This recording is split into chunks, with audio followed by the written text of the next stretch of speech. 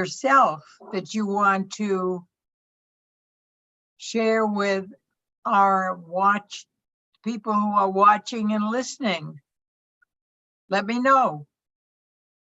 Well, I don't want to interlope on any topic that you might have thought about discussing. So do you have anything on your heart this morning?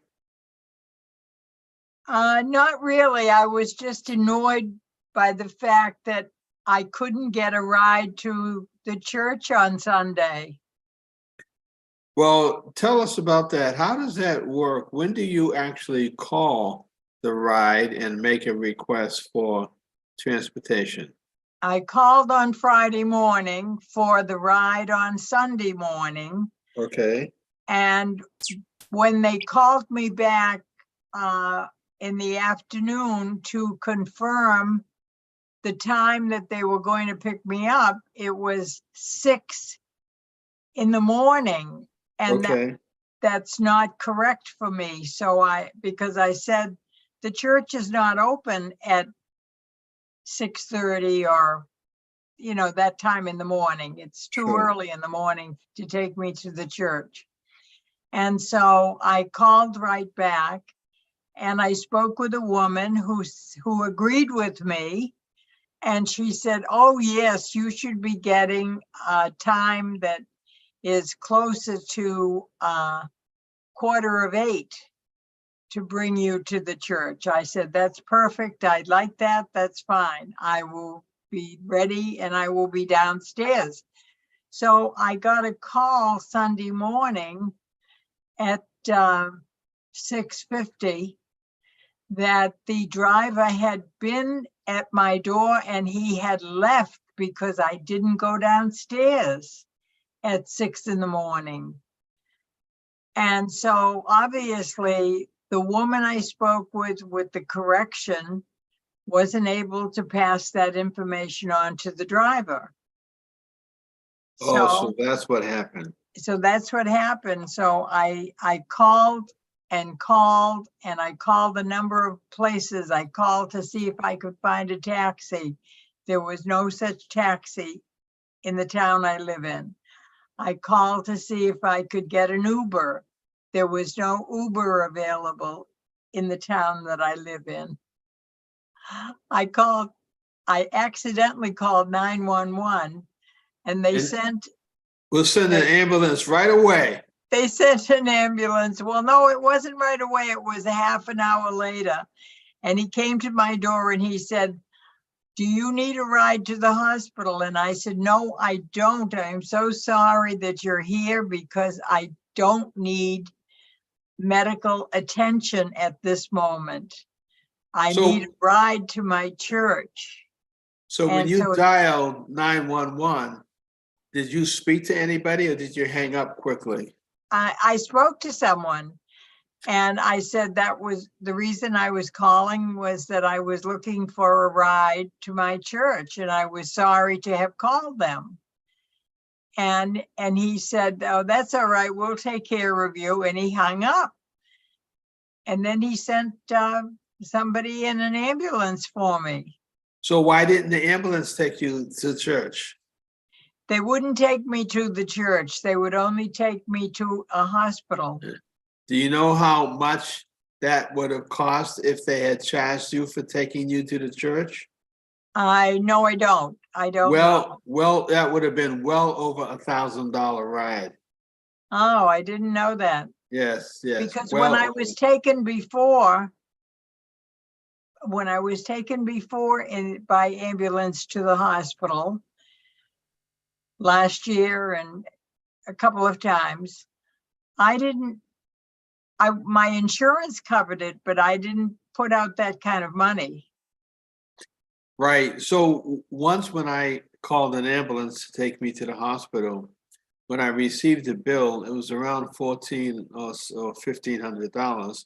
Wow. So my federal Medicare took care of part of it, but I owed a significant amount. And so I have a secondary insurance. And I said, did you call my secondary insurance? And they said, no. And they did call the secondary insurance, and the secondary insurance did cover it. Because if it didn't cover it, the next time I needed an ambulance, I was going to walk. Wow. I was going to walk with my oxygen tank on. Oh my gosh. There goes past the wall down the street with his oxygen tank on his way to the closest hospital he can get to. I would have ended up at urgent care. That's the closest place for me in urgent care. Yeah. So they made it. They made the mistake, is what you're saying. I believe that they made the mistake, and they caused me to end up sitting at home on Sunday morning. That's too bad. And I was not able to see the service from our church on my computer. I was not able to see anything. I couldn't get it. Was your computer not working? No, I said, it seems that I can't get that particular program unless you direct it to me. Like you have directed the Zoom to me this morning for this broadcast. Correct. So I have it. And it Correct. works perfectly. Correct. If you didn't direct it to me, I wouldn't have it. Right. So on Sunday mornings, we do not use Zoom at all. No, I So- know. So you would have to go to one of the web pages, like bostonbridgeradio.tv. I tried to go there and I couldn't get to it. So nothing came up on your computer at all? No. Nothing for my church family, my individuals, nothing for you or Pastor Karen. Didn't happen. I couldn't get it. Well, your section of the sanctuary was wide open. There's nobody sitting in your seat. Everybody kept saying, where's the white lady? Where's the white lady? Oh, that's too bad. That's really too bad. Yeah, and when you can't get it on the internet, that makes it even more compounded. That makes it worse. And I know that if I get in on this Sunday, which I'm going to apply for a ride again, and I hope that I get there this Sunday. When I get there, several people will come to me in the church and ask if I had been hospitalized last week. Right, because Edna They wasn't will be here. concerned about my.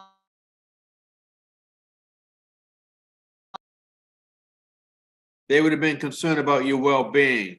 Yes. Edna was not here last Sunday, so Edna would have been the one.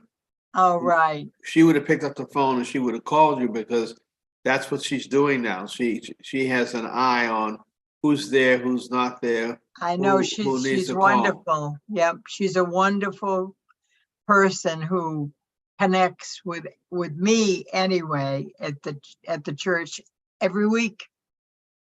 And she's growing into her capacity as a deacon. She's just about taking on a number of responsibilities. She's cleaning. She comes in, she cleans. Right. She does right. hospitality. She works with the food on Sunday, providing the meals.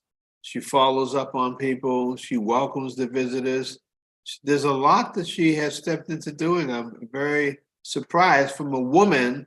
When we asked her to be a deacon, she had indicated that she didn't think that she wanted the responsibility, and she kept running away from it until finally she said yes. And look at how she's blossomed. I know she does a wonderful job. The other thing she does is she attends the Bible study, Pastor Greaves' Bible study, on the phone while she's in the building. Right. Because she doesn't want to not be at the door and connect with people as they come in. Correct. So she does that as well. Yeah. And sitting in her place on Sunday was Sybil Yes, is like the yes, number two, so Sybil takes it over, and she sits in the back and she yes, gives out the bulletins and the outlines, and I so know. people are stepping into place. I really think it's great, and there are some pastors in their churches, they do everything on Sunday morning. They're Mhm. in the pulpit, they read the announcements, they do a lot of it. And if the pastor wasn't there, the church would be a little bit awkward. But if I'm not there, our church flows because it runs by the people and not by the pastor. Well, it does when you're not there for one day, but people know where you are and why you're not there. Correct. Well, I don't like to scare people. I do not always give them all the details because I don't Mhm. want them to be concerned. But anyway, there's a breaking news story that came out on last night, and it is the story about Rachel Rollins. Yes, yes, I saw that. Mhm. And it is too bad because many of us really appreciate her and like her very much. So I know, but she is withdrawing on her own. So she believes that something that she did requires her to leave the system. well, I think that she's made a decision that to stay into office, she's going to be a distraction for the Biden administration. So I can understand why she would not want to hurt his ability Mhm. to mount a strong campaign Mhm. for the presidency. I understand why she's making this decision. And did you read any of the stories? Do you know why she's stepping down? Well, I read some of them, but I also, uh, going back to when you first mentioned her, I remember that when she was initially coming into the system, I was very excited and very happy to see her because I liked her. I liked what she offered the community. I liked what she was able to do. And for example, is there anything specific when you said you like what she was able to do? Well, I was happy that she was, number one, that she was a Black woman. And I was happy that she was able to be U.S. take attorney? the attorney. Yes.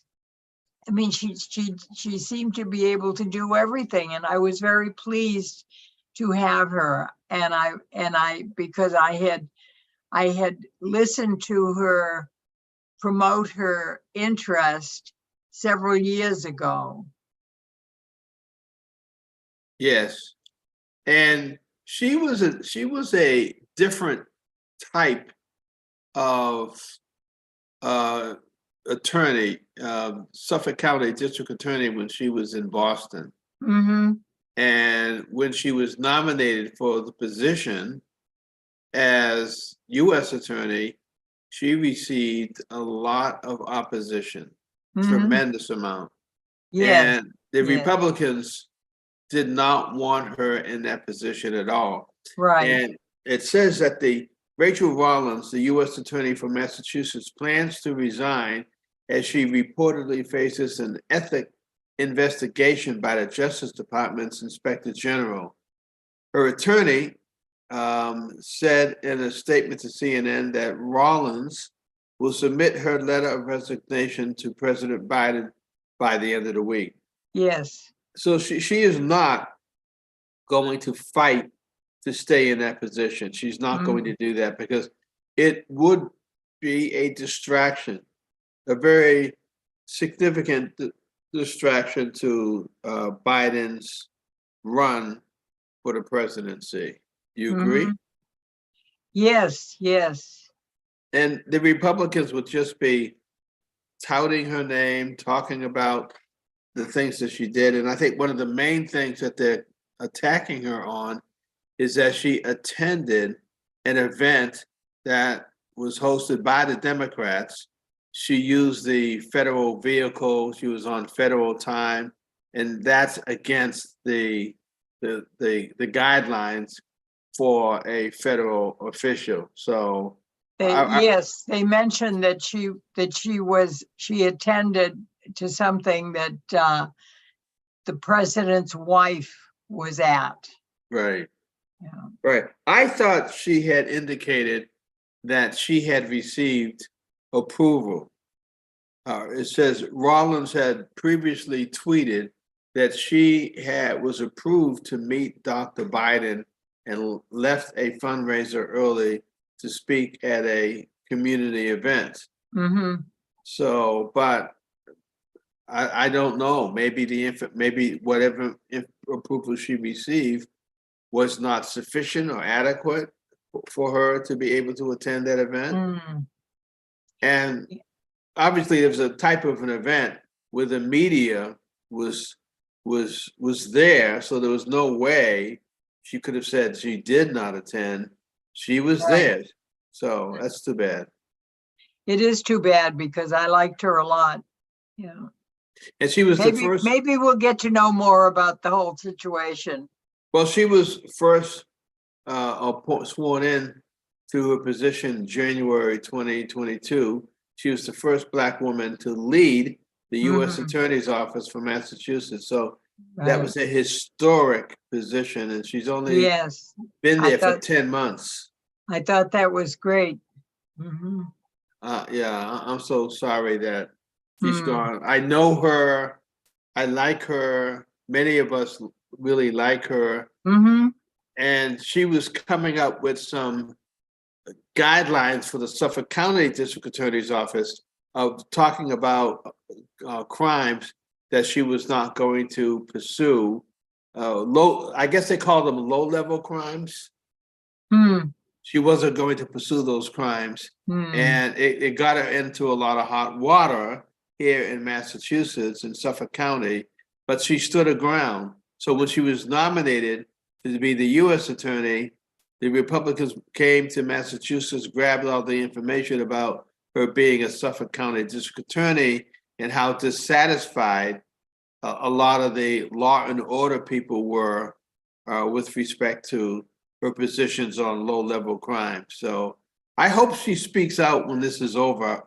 And what do you think a person like Rachel Rollins can do now once she is out of this position? What else can she do with this? Well, I think there's a lot more there's a lot more she can do because I think somebody might want to elect her. I think somebody else might want to ask her to represent them in some way. Well, I don't know. They're using this term. The media is using this term. They are giving her an adjective saying the disgrace Rachel Rollins. And I know when you're tagged that way by the Boston Herald, every time your name appears, it says disgraced Rachel Rollins. And so I don't know if a mayor or governor would appoint her to a position with that terminology attached to her name. Now, she might be able to run for office, but again, what office could she run for without the opponent calling her the disgrace, Rachel Rollins? Right. I know. It's really, I still think that we're going to about the situation. Well, I think that the Republicans are going to double down. They have a lot of information, and just the fact that she attended the event apparently is enough for them to so attack her that it will hurt the president. The president cannot afford. He's already struggling, and his poll numbers are very, very low. He's struggling, as it relates to Mhm. getting ready to step into this race. He's got the border issue, so that's one that's going to tag him. There's the issue of the debt that we're in. There's Yes. Yeah. the withdrawal from Afghanistan. There's just so many issues that they're going to use to attack him and try to cause him to be defeated. And do we know if any other Democrats are going to actually run for office, or are they all going to unite around the president? I'm not sure, but it seemed to me that there was someone else that was interested in running, but I can't remember right now. Right, and they have not announced, so that's Right, they if have they not are. announced. They have not announced. Yeah. Yeah, right. So if they have not announced, then hopefully they won't do that, because that will guarantee that the president will definitely be in trouble, especially if another Democrat won the nomination and that Democrat didn't have the people, the votes behind them, but won the nomination and ran Right. against Donald Trump. So, what do you think? Do you think that Donald Trump is going to be the nominee for the Republicans? Do you think he has a chance to win with all of the trash that's being talked about regarding him and his family? I can't imagine that Republicans who are educated as they are and other people who are ready to elect the next president would be willing to actually approve this man who has so many things against him at the moment. There were what, 34 different items against him that Right. he has to be in court about. And then there was the other thing that was the sexual activity that he did not win. And he went to Europe to be out of the way on it. I mean, he's done very strange things. So I know that some people in the Republican Party want to support him, but I'm not sure that he's going to have enough votes to actually elect him as president again. I think what the Republicans will look at is how strong a candidate he can be with the mega right, with his group. The Republicans have not broken or separated themselves from Donald Trump as of this time. He is the front runner, and there's nobody else at this point who has been able to get around him and to become the visible front runner Republican. So again, with all of these, as you say, 34 things coming after him, he's still the front runner. I don't understand. I haven't seen anything like this before. I know, it's very awkward to even consider, because it doesn't seem to be appropriate. Watching us this morning is Eric Kennedy and Trina Hott. Eric says, I don't believe that will hurt her, referring to Rachel Rollins. The public didn't see that as an issue since the president appointed her. So Eric feels that she probably is going to have a bright future ahead of her, and that this little wrinkle in her political life is only that. It's a wrinkle, and it's not going to sideline her. But I guess she's got to get back to Massachusetts and settle in, and then figure out what is her next role. What is she going to do?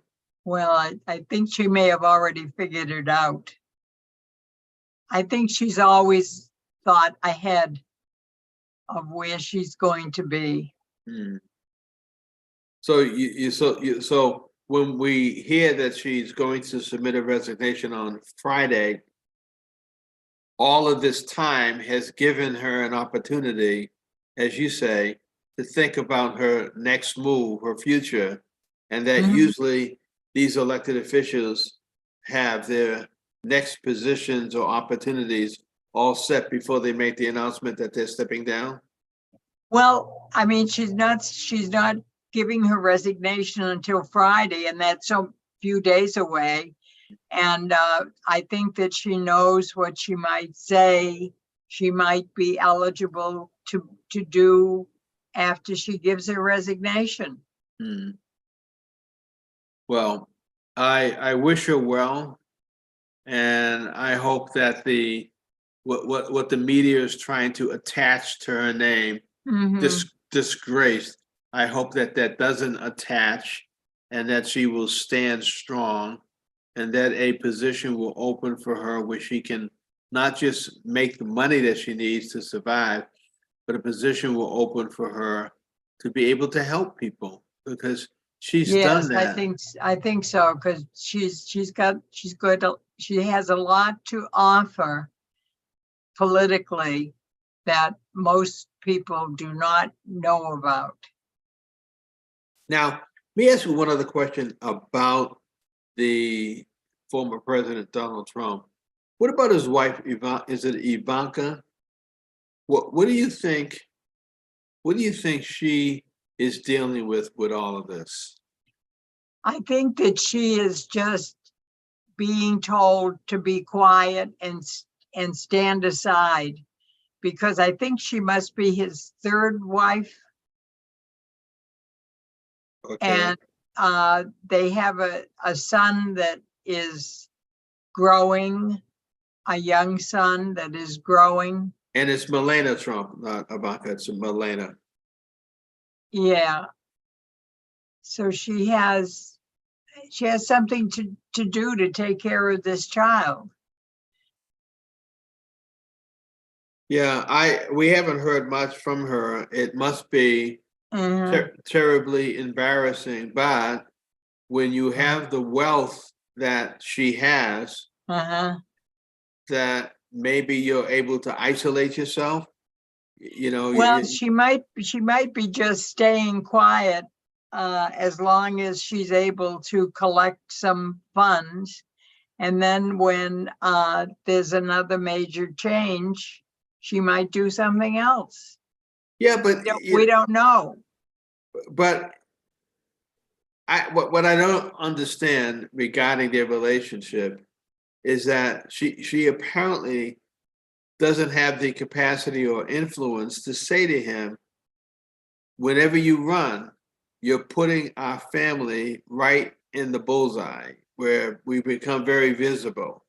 Mm, I don't want this. I don't want this level of visibility. You have to do something. I want you to stop.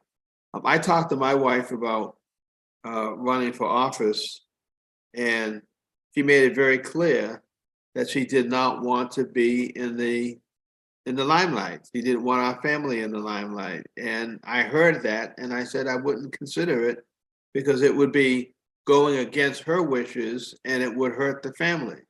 Why doesn't he do the same thing? because I don't think that he cares about what his wife has to say. I think it's always what he wants. That's not a healthy marriage. But It's, that's how he operates. and how much longer do you think she can withstand that type of relationship? Doesn't it make it a one-sided relationship? But it might be, he might be offering her something that is keeping her where she is for a reason.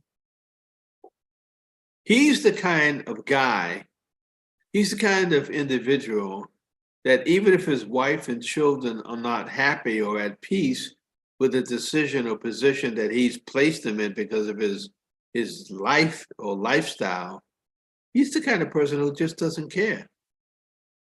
Well, they have to follow what he wants or else he ignores them. I am completely flabbergasted at the kind of life that he's living. Let me also switch and let you know that we have set a date. We have set a date for the active shooters event here at the church. Right, and that will be done by the Boston Police? The Boston Police, right? They're trying to locate now a trainer who will come to our church on June 10th at 12 o'clock because it's a Saturday, so they're gonna find Right. somebody who would be willing to do it.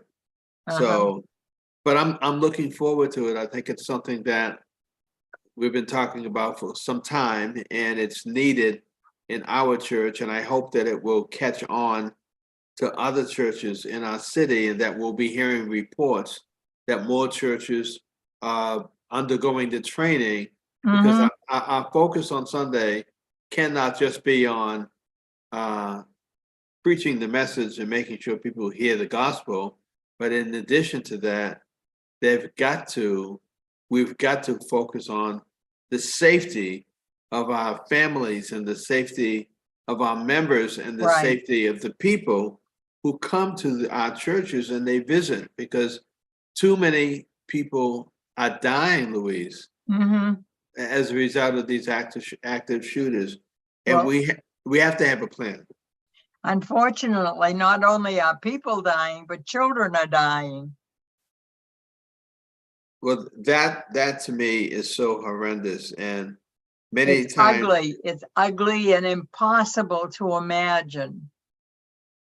yeah, it is. It is. Did you see the most recent story of a security guard at a department store wrestle with a person who stole some items out of the store? Yes, And did you see that? yes. And he ended up shooting the person.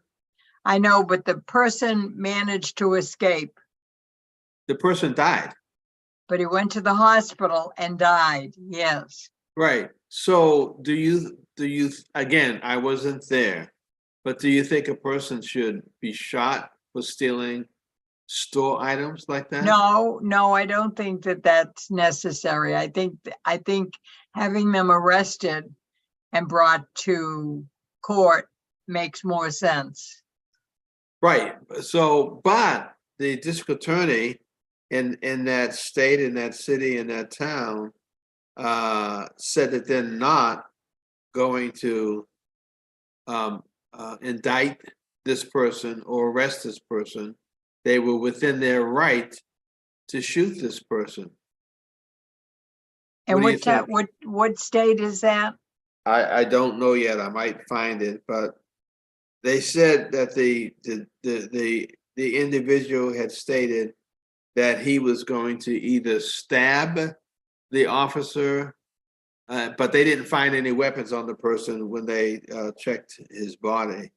So I just find that one to be so difficult to process in my mind, that a person is now dead over. And again, I know people would say, well, then don't steal out of the store, right? Right. But I'm trying to see if I can find it.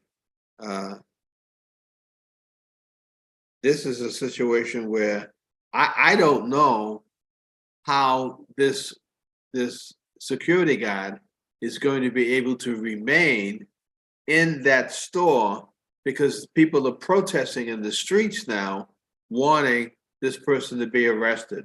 Hmm. I mean, don't you think that this person becomes a distraction to the store? Well, I think something similar to that happened at a restaurant where someone did something outside on the sidewalk to a customer that was offensive, damaging, dangerous, and that person was fired. Oh, the person was fired. Yes. Yeah, but in this one, they're not going to attribute any fault to the security guard. So if the security guard is exonerated, they're not going to be arrested. They're not going to be indicted. How can the store release them?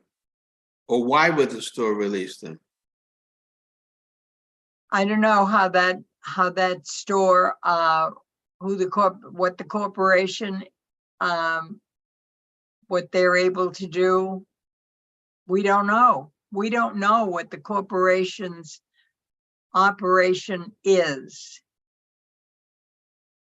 Well, I'm hoping that the district attorney would reconsider their decision, because the district attorney said, we have to be able to win this case.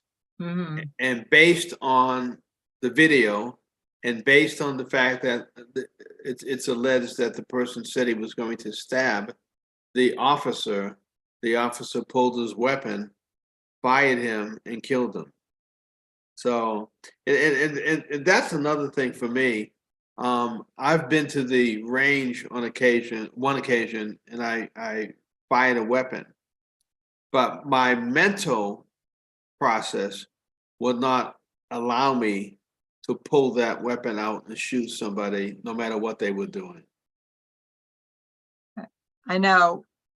I've taught people how to use their guns and how to use other guns and rifles, and I can't imagine pulling out a gun and shooting another human being myself. So you're in the same place that I'm at. Yes. Mhm. Right?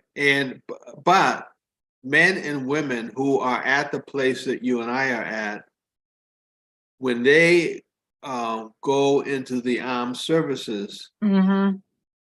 that whole mental model, or that mind, is shifted. They change your mind. They teach Well, you how to right. do it, right? They're trained to use their guns and shoot other people. Yes. And the same for police officers who go to the academy. Mhm. I want to be a police officer. I want to work with people. But shooting somebody is something else. And I think you have to be trained not just how to use a gun. You got to be trained you've got to be trained to take a life. Because if you're a police officer, law enforcement, or if you're on the armed services, it's you or the other person. I don't know anything about that training, how they can turn someone's mind around. And I've heard of stories of people joining the armed services and going through basic training, but not being able to kill somebody. Mhm. Some of those people have actually become chaplains because Mhm. they could not do that. That would be very difficult for me, to be trained to shoot somebody, because Well, we're raised not to kill. I had more than 5 years of training police officers, pastors, priests, doctors, dentists, lawyers, teachers, But you only train them to shoot, though. to shoot their gun, not to shoot another A person, person. right? So that was not Ever. a part of your training, right? That was not what I was doing, right? So Louise, so you train some people to shoot, then they receive a certificate and they go on about their business. Somebody invades their home, they pull their weapon and they walk downstairs to confront the person that's in their home. They know how to shoot, but do they know why to shoot?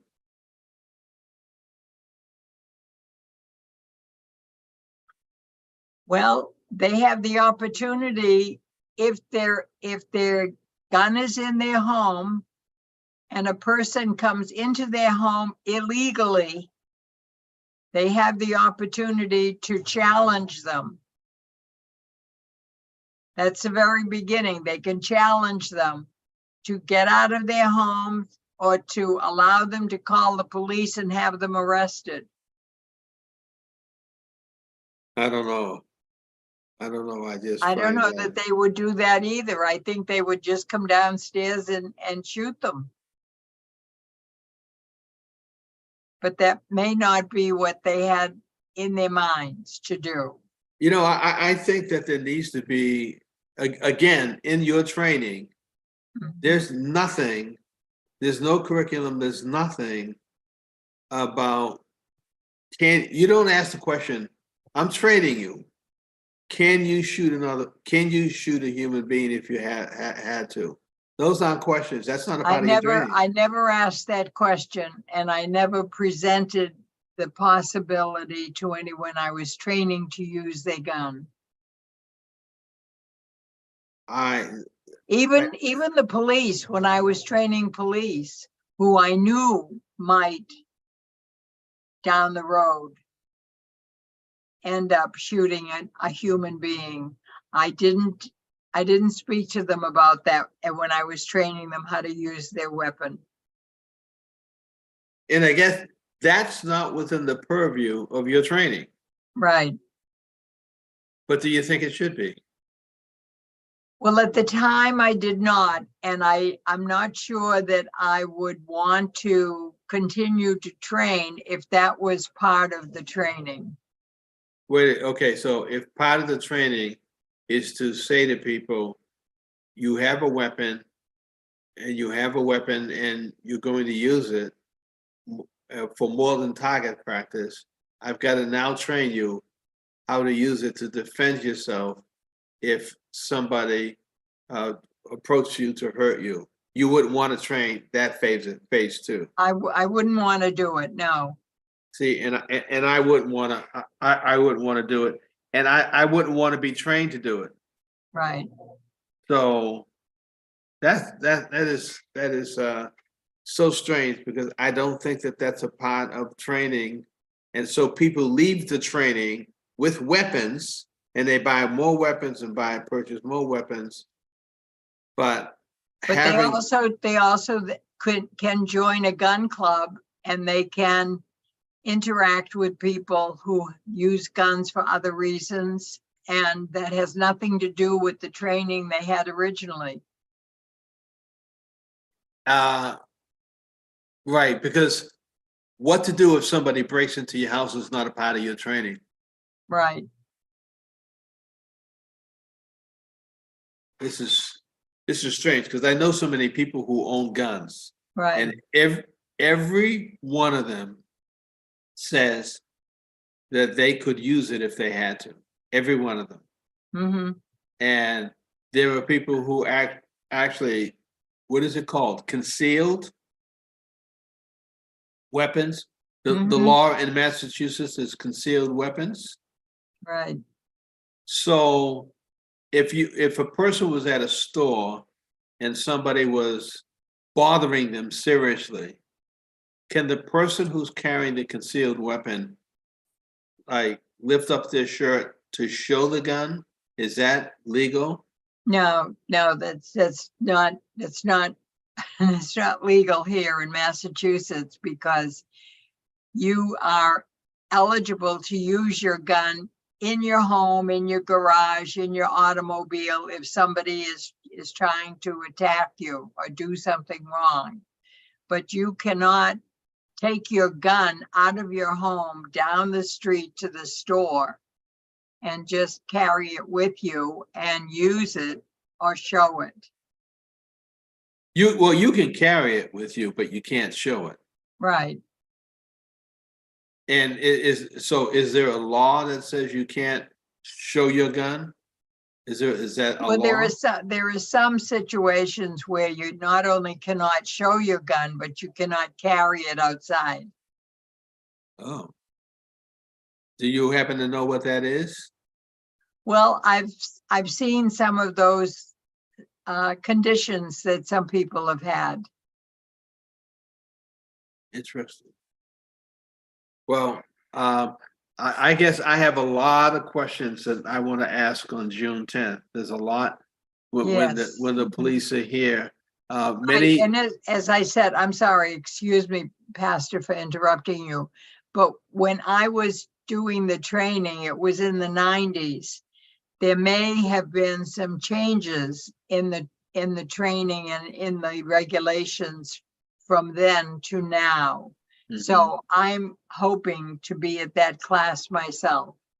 You know, Louise, since you mentioned the 90s, during the 90s, when I was a part of Drop a Dime, Report Crime with Georgette Watson, there was a period of time when I felt that I needed to have a weapon because of the threats against my life, Right. and because of the type of work that I was doing. And I believe that I was talked out of pursuing a gun by a police officer that I knew very well. And I think the city utilized this person to talk me out of securing a weapon, because I think it would have made the news that a pastor in Boston felt the need to have a weapon. But in other cities, other states, especially in the South, every pastors, church leaders, they all have weapons. They all have them, and they carry them, and they're visible on their bodies too, in some states. Right. So there's no concealed aspect to the law of carrying a gun. Right. So it's part of the norm in certain states, but in Massachusetts, it's not. Well, this is why I agree with you and your interest in having the gun training at our church, because I knew a lot in the 90s, but maybe some of those things have changed since then. Sure. And maybe what I understand and would tell people may be different right now. Sure. So you'd have to brush up, and I mean, you had to go through a training yourself to be a trainer, correct? Oh, absolutely, had to be trained. Yes, I had to be registered. I had to be. The police had to inspect my history and take a look at everything I did. Going to school, going to college, going to high school, everything I went to, they looked at all the places I had been. And did you have to, I'm sorry, go ahead. To make sure that I could be trusted. Did you have to update that training periodically every so many years? Well, I did do training in the gun club, but I didn't do training for shooting at humans. Right, but when you were certified, once you were certified, did you ever have to be like a driver's license certified again in 5 years or 6 years after being certified? Did you have to renew it? Well, you had to be. The police wanted to know if you were still doing whatever you were trained to do. Okay. And I continued to do the training every week. How many years did you train? Probably 5. And the reason why you gave it up? My sister was killed in Dorchester. Yeah. By someone who hit her with their car and took off. And I had an impossible situation, and I seemed not to be able to manage the classes very well, because the person that did this had a history of having done stupid things before. So I was not in a good position to train people that might have been like this person who killed my sister. Right. Now, you said they never found the person. They did. He actually turned himself in, And then he was allowed to be in prison for an additional 3 years after killing my sister. Uh-huh. And then he was found driving. He had no license, by the way. He had no license for 6 years. And then when he was found free and driving, he was drinking beer and alcohol in the front seat of his car that he was driving in. And they arrested him and put him in jail for 6 years. Yike. So he actually got more time being in jail for alcohol possession and drinking than when he killed my sister. Yeah. But he lived in Dorchester, and I lived there. Mm-hmm. And she was visiting her son who lived there. And this all happened, and I just had a hard time dealing with it because she was my only sister, Mm-hmm. and I loved her very much. Mm. Yeah. And she always wanted to live at the ocean. Was she as involved in community events like you are or you were? No, she was very involved in the training of the work that she did in a corporation. Mm-hmm. So you had two different paths, but you were very, very close. Yes, we were very close. Yes. And she was my only sister. I had no brothers or other sisters. She was my only sister. So I understand when she was taken from you, I understand the strain that it puts you under, because as you said, she was your only sister, and you two loved each other, and that you didn't lose her. That person took your sister away from you. Yes, yes. And then you made your conscious decision to leave the city, right? You said, I'm going to leave the city, but you wanted to go someplace where there was water. Why? Because she had a dream that and she used to say it all the time, when we retire from our jobs, we should buy a house at the ocean.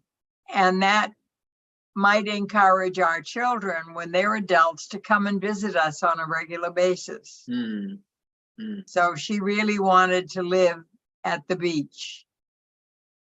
And that's why I started looking for a place at the beach to live that might have been close to what she had wanted. When I'm on Quincy Shore Drive, when I'm over there are houses that are close to the beach, and I often imagine that those houses are never put up for sale. The people own those things, right, and pass it down to their families, I'm assuming, because of how rich an experience it is to be right across the street from a beach, Louise. And Tony's Clam Place. So you've been on Quincy Shore Drive, right? Yes, I have. Yes, I have. And you know the two clam establishments there. I've eaten clams there many times. And we have about a minute to go. I went out to Tony's Clams when they just opened for the new season in April. And I called both of them, how much are the medium clams? And the response to me was, it's market price. Do you know what market price means? No. It's this amount today and that amount tomorrow. The amount keeps changing. So I haven't had any clams at all this year. And I'm hoping that they'll change that before the year is out. Okay, you have the final word.